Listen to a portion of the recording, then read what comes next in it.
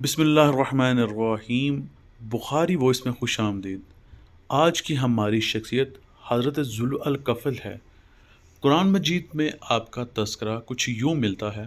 اللہ تعالیٰ نے سورۃ انبیاء میں حضرت ایوب علیہ السلام کا واقعہ بیان کرنے کے بعد فرمایا، اور اے نبی اسماعیل اور ادریس اور ذو الکفل کو بھی یاد کرو کہ یہ سب صبر کرنے والے تھے، اور ہم نے ان کو اپنی رحمت میں داخل کیا، بلا شبہ وہ سب نیکوکار تھے۔ حضرت مجاہد رحمۃ اللہ علیہ سے روایت ہے کہ انہوں نے بیان کیا کہ جب حضرت یسع علیہ السلام بوڑھے ہو گئے تو آپ نے فرمایا، کتنا اچھا ہو کہ میں ایک نائب مقرر کر دوں جو میری زندگی میں ان پر حکومت کرے، تاکہ میں دیکھ لوں کہ وہ کیسے کام کرتا ہے۔ اگر مناسب معلوم ہو تو اپنی وفات کے بعد کے لیے نائب مقرر کر دوں۔ آپ نے لوگوں کو جمع کر کے فرمایا، جو شخص میری طرف سے عائد کردہ 3 ذمہ داریاں قبول کرے گا، میں اسے اپنا خلیفہ مقرر کر دوں گا۔ وہ کام یہ ہیں کہ دن کو روزہ رکھے، رات کو قیام کرے اور غصے میں نہیں آئے گا۔ اس نے کہا، جی ہاں۔ اس دن آپ نے اسے واپس کر دیا اور اپنا خلیفہ نامزد نہیں کیا۔ دوسرے دن آپ نے پھر یہی اعلان فرمایا۔ سب لوگ خاموش رہے۔ اسی آدمی نے اٹھ کر کہا، میں۔ آپ نے اسے اپنا خلیفہ مقرر کر دیا۔ ابلیس شیطانوں سے کہتا تھا کہ اس شخص کو قابو کرو، لیکن سب شیطان اسے گمراہ کرنے میں اور اس سے وعدہ کے خلاف کوئی کام کرانے میں ناکام ہو گئے۔ ابلیس نے کہا کہ مجھے اس سے نبٹنے دو۔ وہ ایک انتہائی بوڑھا فقیر بن کر آپ کے پاس اس وقت آیا جب آپ دوپہر کے وقت آرام کرنے کے لیے لیٹ گئے تھے۔ آپ دن رات میں صرف ایک بار اس وقت سویا کرتے تھے۔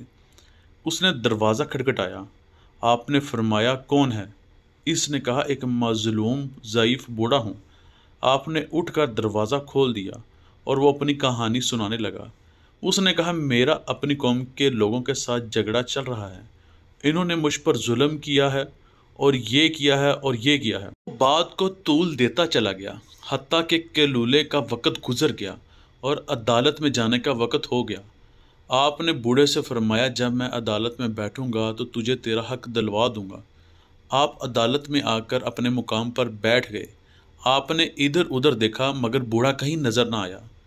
اگلے دن بھی آپ لوگوں کے مقدمات سنتے اور فیصلے کرتے رہے اور اس بوڑھے کا انتظار کرتے رہے، لیکن وہ نظر نہ آیا۔ جب آپ واپس آ کر بستر پر قیلولے کے لیے لیٹے تو وہ آ کر دروازہ کھٹکھٹانے لگا۔ آپ نے فرمایا، کون ہے؟ اس نے کہا، وہی مظلوم ضعیف بوڑھا ہوں۔ آپ نے دروازہ کھولا اور کہا، میں نے تجھے کہا نہیں تھا کہ جب میں عدالت میں بیٹھوں گا تو میرے پاس آنا؟ اس نے کہا، وہ بڑے خبیث لوگ ہیں۔ انہیں جب پتہ چلا کہ آپ عدالت میں تشریف لے گئے ہیں تو مجھے کہنے لگے کہ ہم تجھے تیرا حق دے دیں گے۔ جب آپ نے عدالت برخاست کی تو وہ مکر گئے۔ آپ نے فرمایا، اب چلا جا اور میں عدالت میں جاؤں گا تو تب آنا۔ اسی طرح آپ اس دن بھی قیلولہ نہ کر سکے۔ آپ عدالت میں گئے اور اس کا انتظار کرتے رہے، لیکن وہ نظر نہ آیا۔ آپ کے لیے نیند پر قابو پانا مشکل ہو گیا تو آپ نے گھر والوں سے کہا کہ مجھے سخت نیند آ رہی ہے، تم کسی کو دروازے کے قریب نہ آنے دینا، میں ذرا سو لوں۔ اس وقت وہ بوڑھا آ گیا۔ دروازے پر موجود آدمی نے کہا، پیچھے رہو، پیچھے رہو۔ اس نے کہا، میں کل ان کی خدمت میں حاضر ہوا تھا اور اپنا مسئلہ پیش کیا تھا۔ آدمی نے کہا، ہرگز نہیں، قسم ہے اللہ کی، آپ کا حکم ہے کہ ہم کسی کو قریب نہ آنے دیں۔ جب اس نے دیکھا کہ اس طرح پہنچنا مشکل ہے تو ادھر ادھر دیکھا۔ اسے کمرے میں ایک روشن دان نظر آیا۔ وہ اوپر چڑھ کر اس کمرے میں داخل ہو گیا اور اندر سے دروازہ کھٹکھٹانے لگا۔ آپ کی آنکھ کھل گئی تو دربان کو آواز دی کہ اے فلاں، میں نے تجھے حکم نہیں دیا تھا کہ اسے کچھ عرصہ کے لیے روک لینا؟ اس نے کہا، یہ شخص میری طرف سے نہیں آیا، آپ ہی دیکھیں کہ کدھر سے آیا۔ آپ نے اٹھ کر دروازہ دیکھا تو وہ اندر کی طرف سے اسی طرح بند تھا جس طرح آپ نے بند کیا تھا۔ اس کے باوجود بوڑھا کمرے میں موجود تھا۔ تب آپ نے پہچان لیا اور فرمایا، کیا تو اللہ کا دشمن ہے؟ اس نے کہا، ہاں۔ آپ نے میری ہر کوشش ناکام بنا دی، اسی لیے میں نے آپ کو غصہ میں لانے کے لیے یہ سب کچھ کیا۔ اسی وجہ سے اللہ تعالیٰ نے آپ کا نام ذو الکفل رکھا، کیونکہ آپ نے ایک ذمہ داری اٹھائی اور اسے نبھا کر دکھایا۔